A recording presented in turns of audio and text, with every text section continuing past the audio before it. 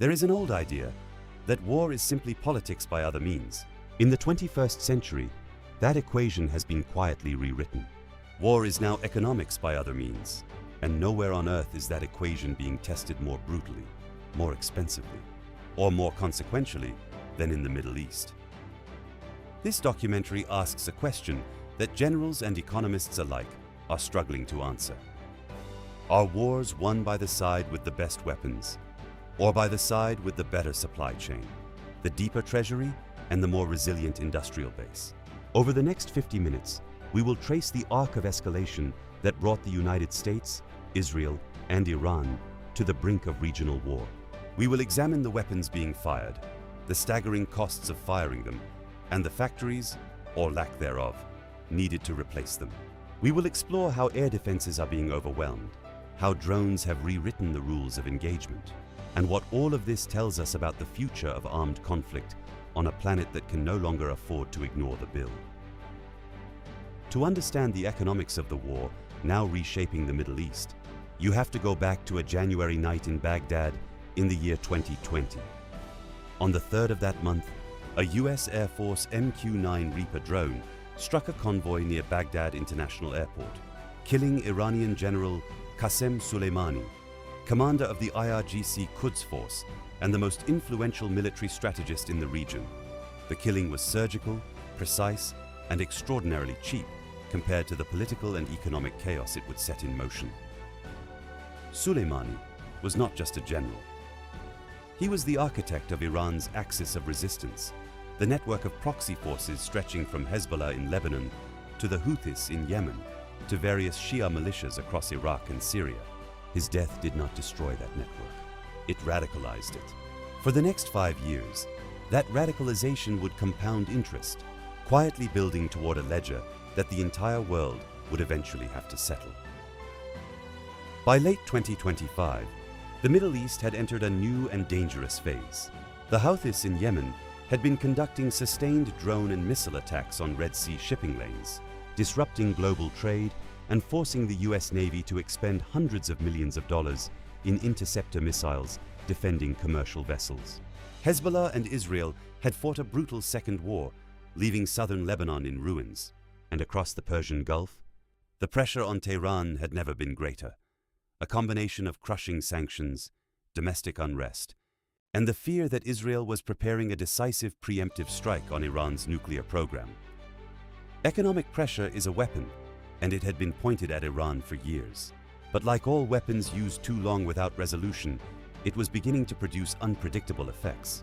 An Iran that believed it had nothing left to lose economically was an Iran that might calculate. It had nothing left to lose militarily. Then came February 28, 2026. The United States and Israel launched the largest combined military operation in the Middle East since the 2003 invasion of Iraq.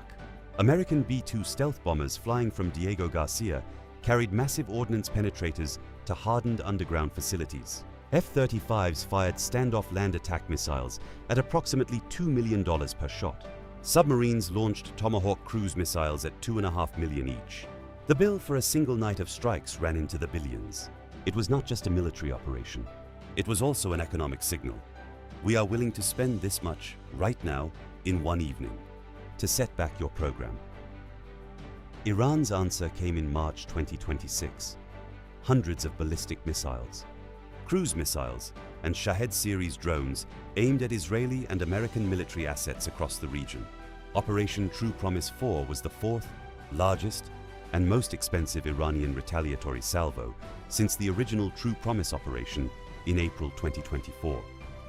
Each iteration had grown larger and more costly for both sides. The pattern was now set. The Middle East was not simply in a war, it was in a war economy. And that economy had its own logic, its own winners and losers, and a momentum that could not easily be stopped. Iran's flagship offensive weapon in this conflict is the Khorramshahr 4 ballistic missile, known in Persian as K-bar. With an operational range of approximately 2,000 kilometers, it puts all of Israel, US bases in the Gulf, and much of southeastern Europe within its reach. Its hypergolic liquid fuel ignites spontaneously on contact, enabling rapid fueling and launch. Its maneuverable re-entry vehicle can adjust trajectory in the terminal phase, complicating interception. And its warhead, weighing between 1,500 and 1,800 kilograms, can cause catastrophic damage to hardened infrastructure. The economic logic of this missile is deceptively simple. It costs Iran $1 to $3 million to manufacture and deploy. Intercepting it requires a PAC-3 or Arrow-3 missile costing $4 to $10 million. Iran forces its adversaries to spend 3 to 10 times more on defense than the attack costs. When Iran launched hundreds of missiles in Operation True Promise 4, the interceptors expended by Israel, the United States, and partner nations cost an estimated $1.4 billion. The attacking salvo cost Iran between $200 and $400 million. Iran lost the military exchange. Most projectiles were intercepted. But Iran may have won the economic one. If the ballistic missile is Iran's strategic punch, the Shahed series drone is its economic jab. The Shahed 136 loitering munition costs $20,000 to $50,000 to manufacture. Intercepting it requires a Patriot missile at $1 to $4 million, a ratio of up to 80 to 1 in the attacker's favor. Iran has deployed these drones in salvos of dozens, sometimes hundreds, forcing defenders to exhaust expensive interceptors against cheap targets. That is not just a military tactic. It is a deliberate economic strategy. Drain the adversary's magazine faster than the adversary can fill it. The United States, by contrast, fields the world's most advanced drone arsenal, but at a price. The MQ-9 Reaper strike drone costs $32 million per airframe. The RQ-4 Global Hawk surveillance platform costs $220 million. These are extraordinary capabilities, but they are limited in number, require sophisticated maintenance, and cannot be produced quickly.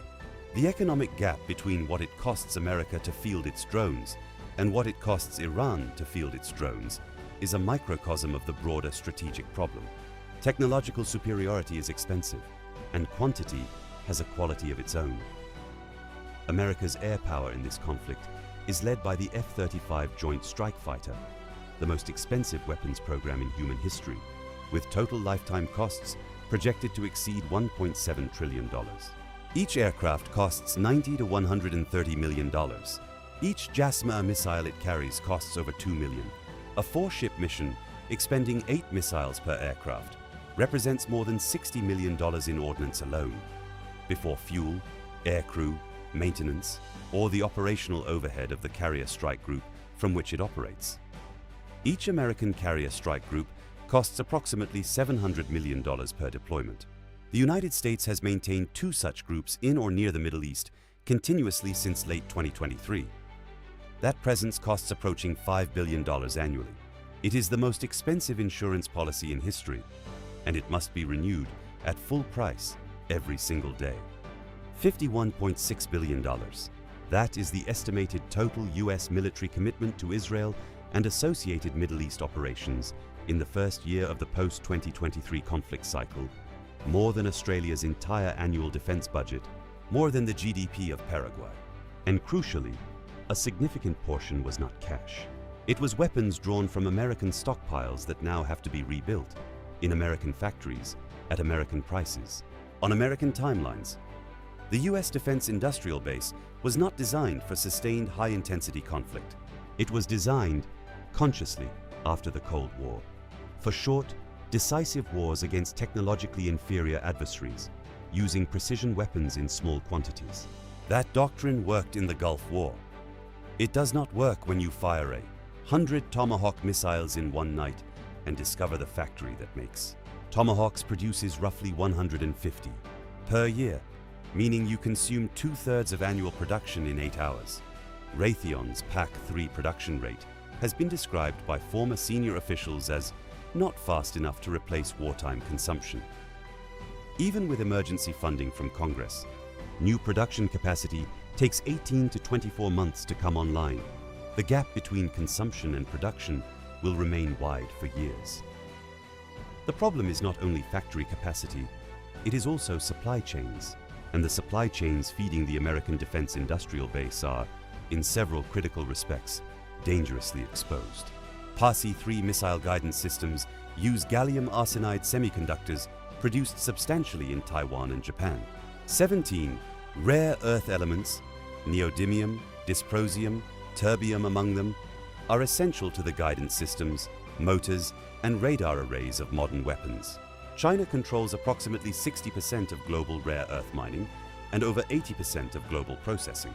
A single export ban or regional disruption could cascade through American defense production within months. The weapons that make America powerful are built on a foundation it does not fully control.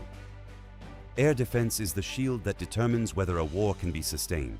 Iran's air defense architecture is organized in 4 interlocking layers. At the outer edge, the Bavar 373, Iran's domestically developed answer to the S-300, engages high-altitude targets at 300 kilometers, including, in theory, stealth aircraft. The second layer, the third of Khordad at 200 kilometers, achieved international notoriety when it shot down a $220 million US Navy RQ-4. Global Hawk drone over the Strait of Hormuz in 2019, a preview of the cost calculus that now defines this conflict. The Sayyad 1-2 systems cover mid-altitude threats at 50 kilometers, and the Dezful, a Tor M1 variant, provides close-in defense against drones and cruise missiles at 12 kilometers. This layered architecture does not make Iran's airspace impenetrable. The February 2026 strikes proved American and Israeli strike packages could degrade and destroy elements of this system. But doing so required enormous quantities of expensive suppression munitions. Every time the US fires a JASSM to destroy an Iranian radar, it spends $2 million to remove a target Iran can, in theory, rebuild for a fraction of that cost. The economic logic runs in Tehran's direction. America and its allies face 4 overlapping vulnerabilities. First, interceptor stockpile depth. A Pentagon assessment found that if Iran mounted Operation True Promise scale attacks weekly for 6 months, US-Israeli partner interceptor inventory would fall below the level needed to also defend against a Chinese action in the Indo-Pacific. Second, production rates. The PAC-3 line cannot keep pace with wartime consumption, even with emergency congressional funding. Third, supply chain dependency on Taiwanese and Chinese components for guidance systems and rare earth elements. Fourth, and most strategically novel, drone saturation. A swarm of 50 Shahed drones requires 50 successful intercepts. Against a finite magazine defensive system, a swarm is not just a military tactic. It is an economic calculation designed to drain the defender's resources faster than they can be replenished. Israel's Iron Dome illustrates the same dynamic. Each Tamir interceptor costs $50,000. The rockets it intercepts often cost $500, a 100-to-1 cost disadvantage repeated across thousands of engagements. The system saves lives, but it does so at a price that cannot be maintained indefinitely without continuous American financial and industrial support. In fiscal year 2024, the US appropriated $3.5 billion specifically for Israel's layered air defense replenishment. This is not charity. It is burden sharing in a system where the economics of air defense have been structurally skewed in favor of the attacker.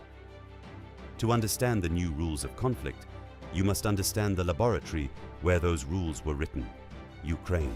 Beginning in February 2022, Russia's invasion became the most intensive test of modern weapons technology since the Second World War.